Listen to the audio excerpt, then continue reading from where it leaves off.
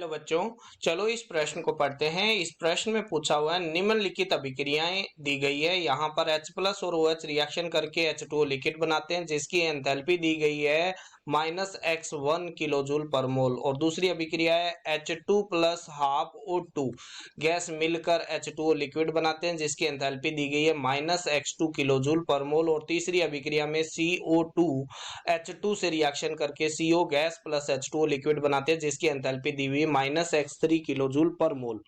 और चौथी है जिसके अंदर आपके पास में C2H2 गैस है, वो हाफ O2 से अभिक्रिया कर 5/2 O2 से अभिक्रिया करके 2 CO2 और 1 H2O लिक्विड बनाता है। तो इसकी एंथैल्पी दी गई है प्लस का x4 किलो जूल पर मोल। आपको यहाँ पर H2O लिक्विड की संभवन उष्मा बतानी है। तो चलो सबसे पहले हम इस प्रश्न की मुख्य अवधारणा को सीखते हैं। मुख्य अवधारणा, तो मुख्य अवधारणा के अंदर हम सबसे पहले देखते हैं कि भाई संभवन उष्मा क्या होती है। संभवन उष्मा, संभवन उष्मा या इसको हम क्या बोलते हैं, निर्माण की उष्मा भी बोलते हैं। क्या बोलते हैं? निर्माण की उष्मा भी बोलते हैं। तो निर्माण की उष्मा क्या होती है? किसी भी पदार्थ के एक मोल को उसके सबसे स्थायी अवयवों से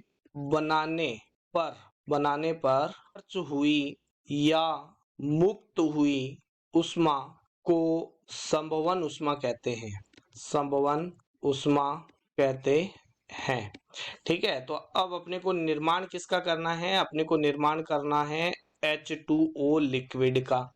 तो इसमें दो तत्व है, एक हाइड्रोजन है एक ऑक्सीजन है। इसका सबसे स्थायी जो अवयव है वो है H2 का, वो होता है H2 गैस।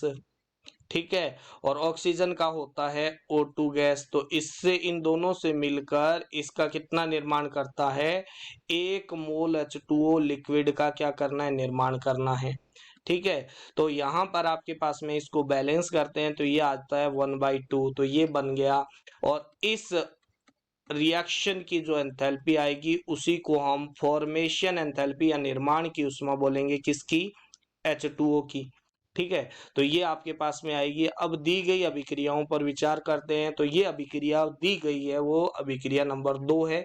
ठीक है, तो ये वाली अभिक्रिया है आपके पास में।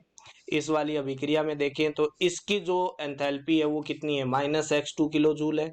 तो यहाँ पर हम लिख सकते हैं कि ये किसके इक्वल आ जाएगा? -x2 किलो जूल पर मोल आ जाएगा।